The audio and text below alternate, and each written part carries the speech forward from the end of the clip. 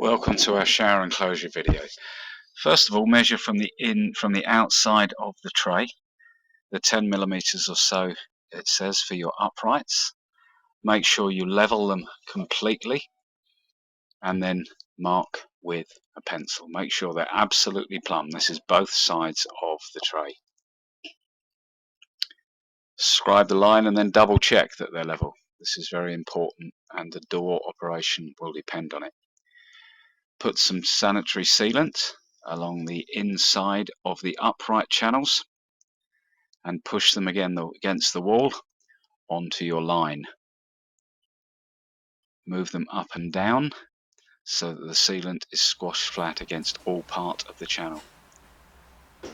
Screw the channel into the wall with the screws provided and then put the caps on the screws. We always use a little bit of sealant just to stick them on absolutely 100% and make sure they're waterproof.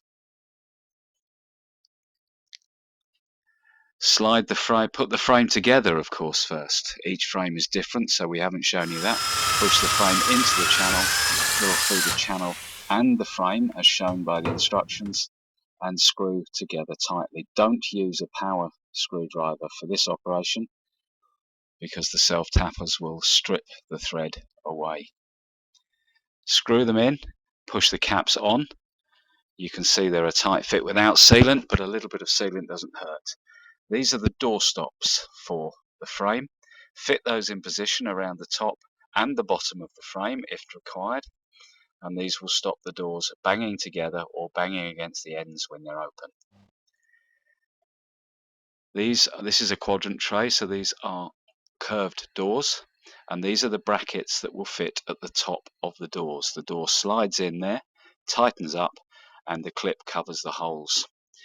The bracket at the bottom has the springs. These are the fully adjustable brackets, and these go onto the bottom of the door. As I've said, slide the brackets on, tighten them up, and then adjust them all so that they're in exactly the same place for when you slide them into the overhead track. Push them into the track and now put the rubber seals on the fixed panels at either side of the door. Screw on the handles, close them up, and when they're closed, make sure the handles are aligned and the gap in between them is uniform.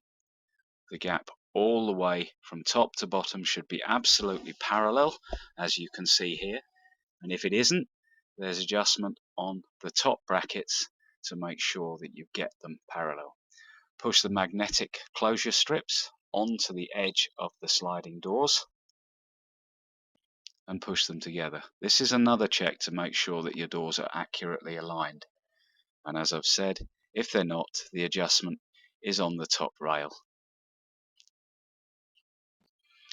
Make sure all the end caps are fitted to the channels to keep the water out of those channels as much as possible. And there you have one fitted shower enclosure. Always follow the manufacturer's instructions for the sealant and never seal the inside edges of the frame.